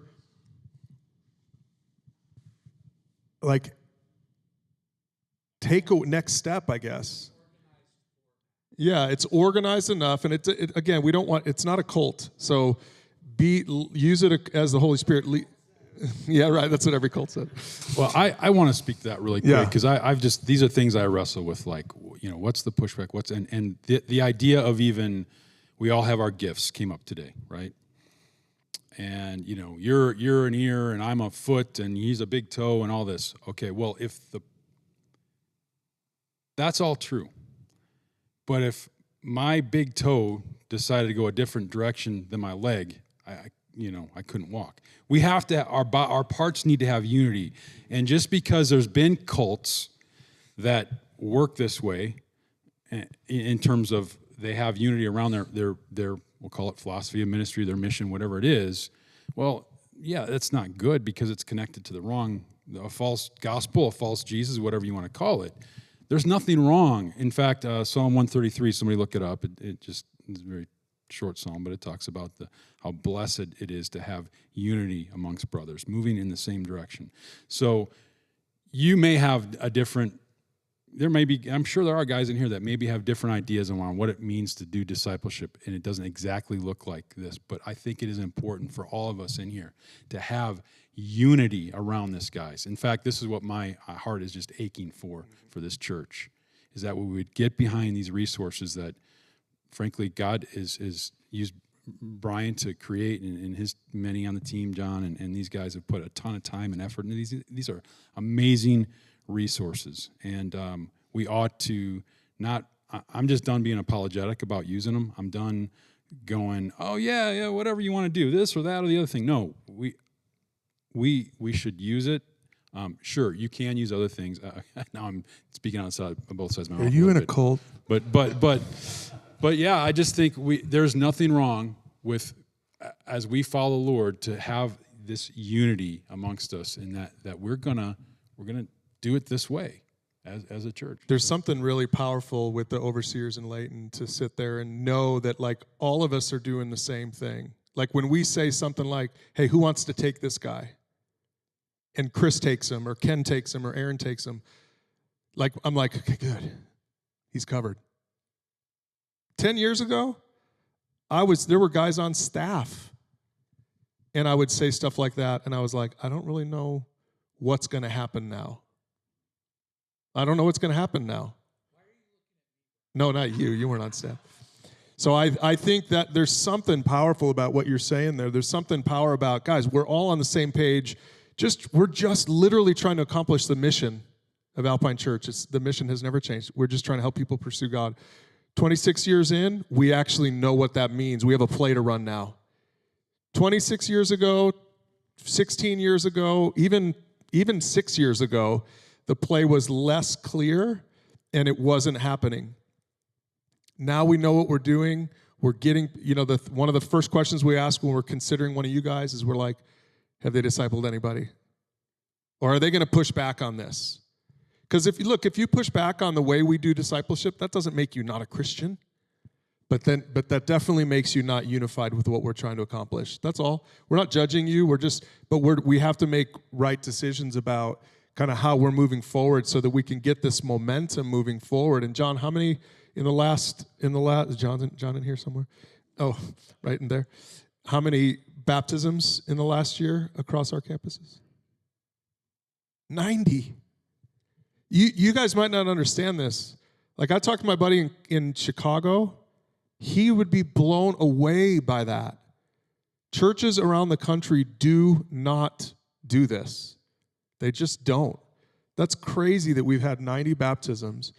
And again, not that it's all about baptisms, but that's a measurement that shows us that means at least 90 people successfully went through the pursuit with somebody else, not necessarily with a staff member. So the goal that we have is that it starts with us, that we make this incredible impact at our campuses. And then eventually there are so many people coming asking for a mentor, which is that somebody knows your name and somebody's going to walk with you, and it's not going to feel like a factory. It's going to feel relational and meaningful, because it's not all going to come through me or Swan or Bellis or whomever else. Like, we have so many people who are equipped to love you, but to walk with you to faith and to life. That's the goal. That's what we're trying to accomplish. And that's why we use the tools like this. Yeah, this is a good question. What happens if you're discipling a transgender, a homosexual, heterosexual person who's living with his girlfriend? I mean, any sin issue, this is where I think understanding topic 4, which is what is sin, topic 5, who is Jesus, and then topic 6, responding in faith to Jesus. Remember, the way we articulate it is genuine faith requires 2 things: the right information, that one's easy, because you just spent 5 weeks with him through the pursuit at least. The second one's hard. It's the right attitude. And the Bible calls that repentance. This is where you really need to be prayerful and consider kind of where they are. If they are not in a place of repentance in relationship to that, whatever the sin is, a transgender issue, a homosexual issue, a heterosexual issue, greed, dissension, anger, lust, bitterness, addiction, like any of these things, if their heart attitude toward that is, God can't tell me how to live my life, they're not ready. If their heart attitude is, I'm so sorry, I want to change, I want God to change this in me, then they're ready. That, to me, that's the difference, no matter what their issue is. Because then I think it's easy for us to not just like pick out these favorite sins, transgender, they're easy to see. Yeah, that's right. Yeah. Which is why discipleship relationships are so important. Because a guy up here on stage preaching can't discern all those things. It's life on life. It's knowing them. It's hearing their story. It's prayerfully bringing these things to the Lord while you're discipling them, so that God would give you the leadership to know. Because we also don't want to make the bar. The Pharisees, Jesus said, you make it hard for people to enter the kingdom of heaven. We don't want to make it hard for people to enter the kingdom of heaven. But we also don't want to rubber stamp people who really genuinely haven't been cut to the heart. So can I speak to that just a little bit? It's like, don't take it personal when they reject it. I mean, for me, when I started mentoring one of these guys from the college, he said he had a profession of faith. He said he was baptized when he was young. He's all good with that and all that stuff. And then I asked him a question, because it sounded like he was living with his girlfriend. And I was like, what does that look like as a Christian? Would you look at this resource with me and let's have this conversation about how does that look as you're a witness if you claim that you are a follower of Christ? It ghosted me, totally didn't even was, and then eventually, thank goodness we had some other people to mentor him too, that he went to, that he got convicted and then was restored. He restored himself to me. We're forgiven, both of us, in that relationship. So being able to do that, if they reject it, they're not rejecting you, and they're having to do with that. I mean, I think you got to be able to willing to forgive them, even if they don't ask for forgiveness. And that happened to Jesus too. Yeah. Remember that story where he was doing this teaching about you got to eat my blood, eat my bread, eat my body, and drink my blood, and the people were like, "That's weird," and all these people left, and he didn't go chasing them down. he just turned to his disciples, his 12, and he said, what about you? Do you guys want to go also? So that's just going to happen to us. There are going to be times when you're walking with someone, and it happened, right? Dave, it happened here with the transgender person. That story's not over. Who knows? Who knows if he's going to eventually, but the line in the sand was drawn, and that's our responsibility with the homosexual issues or any issue at all, homosexual, heterosexual, drug issues. They might be a Democrat, like any of these things. That was totally a joke. That was completely a joke. Too far. I wouldn't have done that on a Sunday morning, but I felt like you guys could have handled it. This is why we're talking about this, because this is what God does.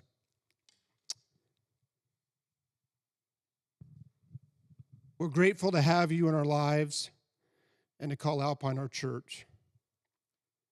Thank you for going to lunch with me and welcoming me in 3 years ago. Coming to Alpine and meeting Christ changed my life. It's awesome. Well, I think the point you're trying to make, praise the Lord. Hey, let's just give the Lord some praise there. That's amazing. And by the way, that guy on our worship team we had topic 7 last week, and he's getting baptized. So more praise there.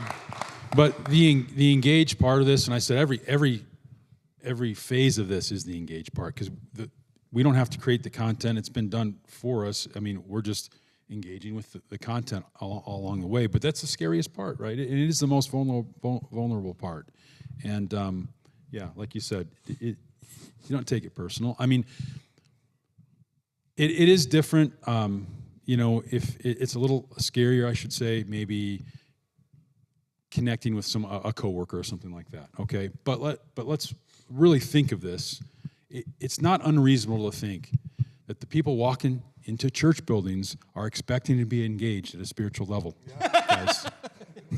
Right? Right. I mean, we don't. So let's just go for it, and again, it's all about God anyway. The way I like to say it is, we get to take part. We have the privilege to take part in His sovereign plan to bring those that He is chasing down, even if we won't, into His kingdom. So, yeah. Let me finish with this. It just dawned on me today watching you guys. Like, some of you guys are still in the place where you're like, I'm a pastor? Like, what? This doesn't seem real. This doesn't seem right. Talk to G about it. He felt like that for a good solid year after he came on staff. You guys, I'm sure, some of you are going to feel like that longer than a year because you're not coming on staff. I think coming on staff helps you make the switch, and it still took a year for G to really get that in his head. Here's the mantle that we're trying to get you guys to own and sense and walk under, this authority to walk under. Like, Jesus has given you authority to share His word with people. And you're right, Swan. When they walk in here, that's a sign. Something's going on in their life. Something's going on in their life. So, like, be ready to, like, be intentional and walk up to this, all the stuff we've been talking about. In the lobby, in the auditorium, like, pay attention to how John engages with people when he's at your campus. You do that. You do that. And then with the intention that you or somebody else, God willing, is going to be able to walk with them to faith. It's a beautiful thing. So let's keep running the play. Hey, would you thank these guys for coming up? All right, thanks, guys. So one of the things you've likely heard conversation about, and we've started putting some wheels on it, it's still work in progress, though, is the Alpine Church playbook. And we really look at this as like, it's going to be your one-stop shop, so to speak, for every responsibility you could have at Alpine. So, for example, how do we do a CPR training? You just brought CPR training up. How do we bring someone onto the safety team? How do we do a baptism? How do we do a baby dedication? How do we do a funeral if you're asked to do a memorial service? How do we do a wedding ceremony? How do we train our overseers, right? You guys have all either been through that 3-part overseer training or you're starting to go through it. But even not just saying, here's the tool, how do we use that tool? What are the most effective ways to do that? Is it more effective for one person on your team to take a guy through all three, or is it more effective to have the team take turns and lead that new overseer through? All those kind of things. So we'll be updating you as we put more on it. We'll share the playbook with you probably before it's done. So don't be frustrated if you're like, well, I went to go to this and it's not on there yet, right? So just hang in there with us. We're adding content to that on a regular basis, but it'll have everything. I mean, literally, you can click the link. It's going to take you right to the training video for whatever that is. It's going to take you right to the resources you need. It's going to take you right to the contact name of the other safety team leaders, et cetera. Okay, so that's the playbook. That's something that we're working on. The other thing that we are going to do is we're going to do a weekly pastoral team podcast. It's going to be about 15 minutes, okay, because we recognize you're volunteers. We recognize that you're full-time dads, full-time husbands, you have full-time jobs, and now you're also on the pastoral team. It's a lot. So to ask you guys to commit to another hour of information or meetings every week, I don't think is a fair ask. We don't think that's a fair ask. So it'll be clear, it'll be concise, 15 minutes of your time, and it's going to have a couple of sections to it every week. So number one will be just kind of a welcome recap, maybe of something that's just happened, some wins in the ministry, some wins at Alpine. The second thing, and this is really important, is we're going to give you a brief update on what happened in our staff meeting. Because there's stuff we talk about every single week. One of the things we've learned at Alpine is we're talking about stuff for months, and then we release it to our volunteers and to our leaders. It seems sudden. It seems fast, right? I mean, some of you are nodding. How many of you feel like Alpine changes every week? I mean, we kind of feel that way, right, sometimes? And sometimes it feels fast because you don't know we've been talking about something for 3 months in those staff meetings. So it's just going to be a real brief update. Hey, here's what we talked about at staff meeting. Here's what's going on at the campuses. Here's what's on the calendar. Here's what's coming up. Just be aware of it. And then the third section of that is going to be pastoral training. So, for example, we're going to release this podcast this weekend. And I don't, Brian, if you have more details on how they're going to access it, I know you're kind of working some last-minute things out. But we're going to release that every week. It'll be released likely Tuesday evening because our staff meetings are on Tuesdays, okay?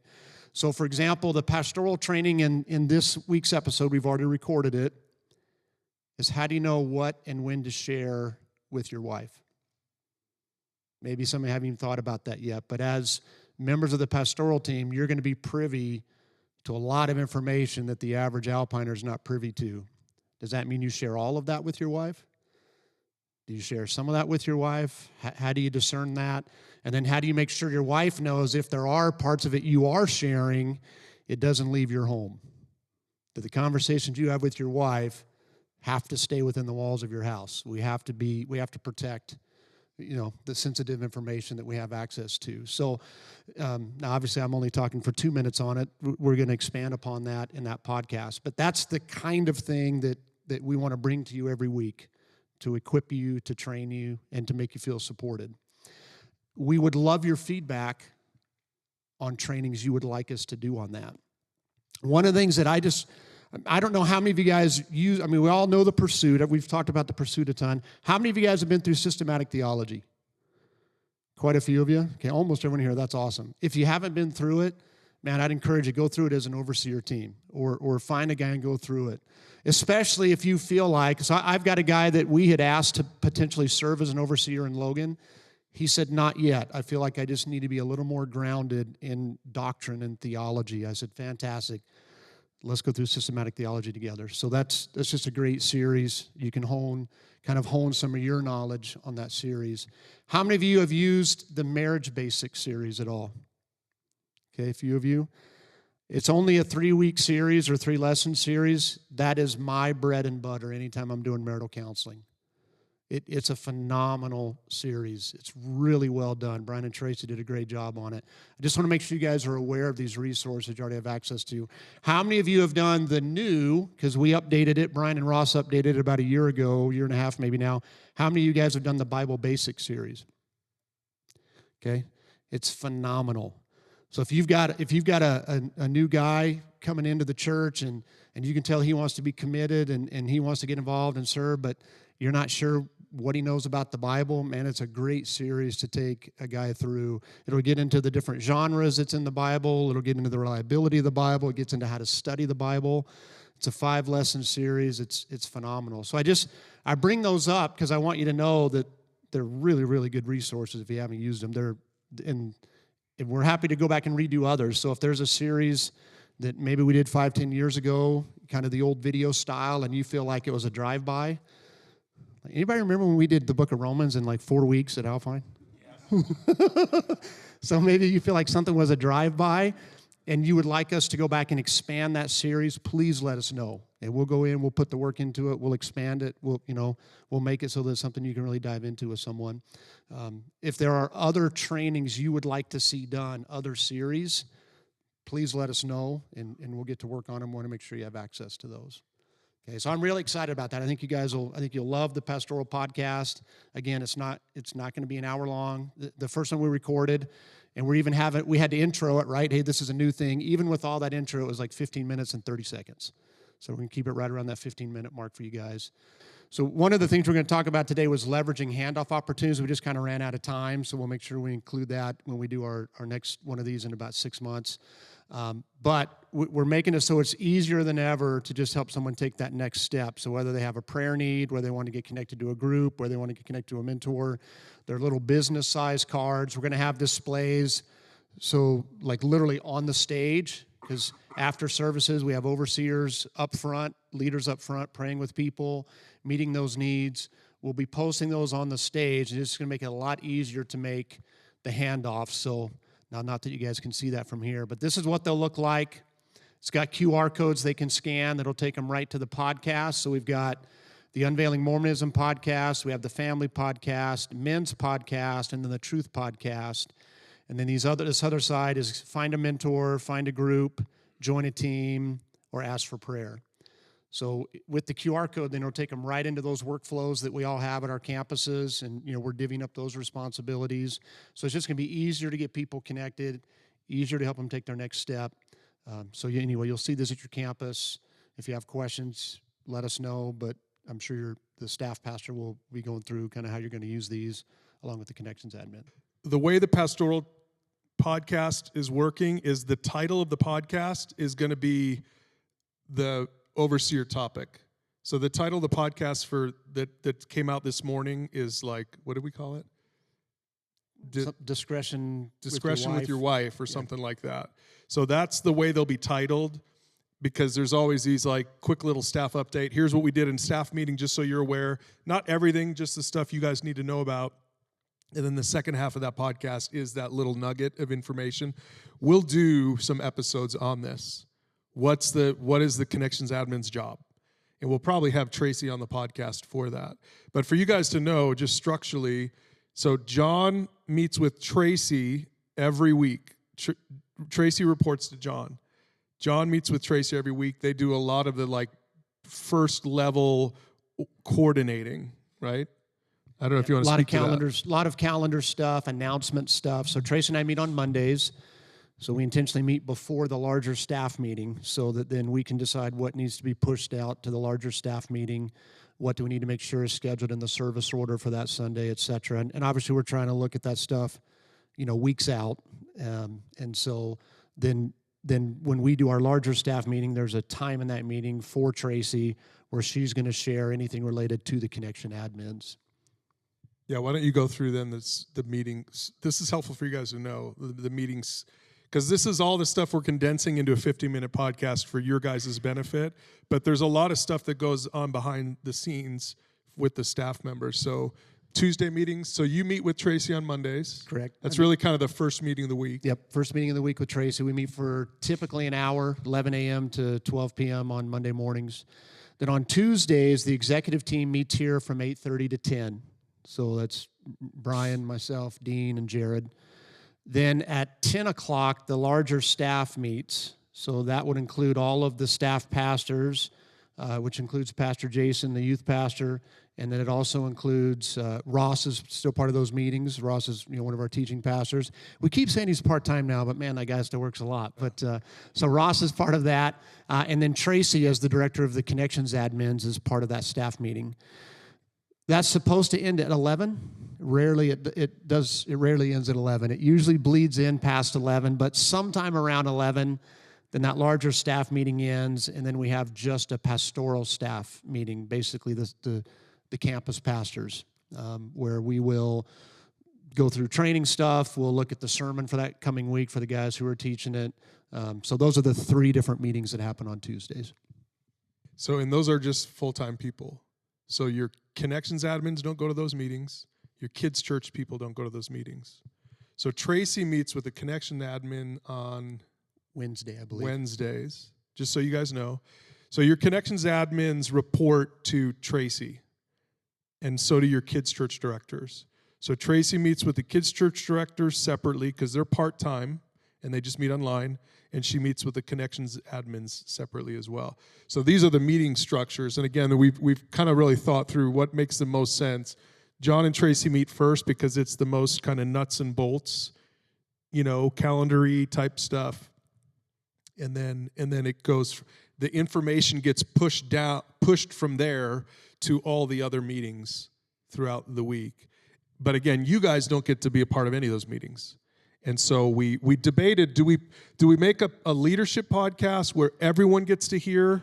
Like you could share it with your team leaders, and the connections admins can listen in on it, and the kids church directors can listen in on it. We're like, connections admins and kids church directors are going to get that information from Tracy anyway. So we didn't have to worry about them. So the question was, do we do something so the team leaders can listen in also? And we just decided, like, it makes more sense for us to make it a private podcast just for you for now, because it allows us then to do like kind of some like for your ears only type of stuff. It just allows that podcast to be really meaningful for you guys every week, and we don't have to like tiptoe around stuff wondering who's going to hear it. We're just going to be like, hey guys, here we're going to talk about discretion with your wives today. So and we're not worrying too much about you guys. We know you guys can handle whatever we talk about. It allows us to really communicate more clearly. So the goal then is that you guys have to discern what parts of that information needs to get out to your team leaders or and then you can just communicate that yourself. So for example, when we decided, and this was not an overnight decision, a lot of time and prayer and thought went into the decision to have a connections admin role. Like that was a really important decision. We prayed about it, we thought about it, but because it's multi-site, it's hard communication-wise, it's hard to get that information out. And the heart of that, we could send out an email, but reading an email is one thing. Hearing how we talk about it and why we're going to do it is different.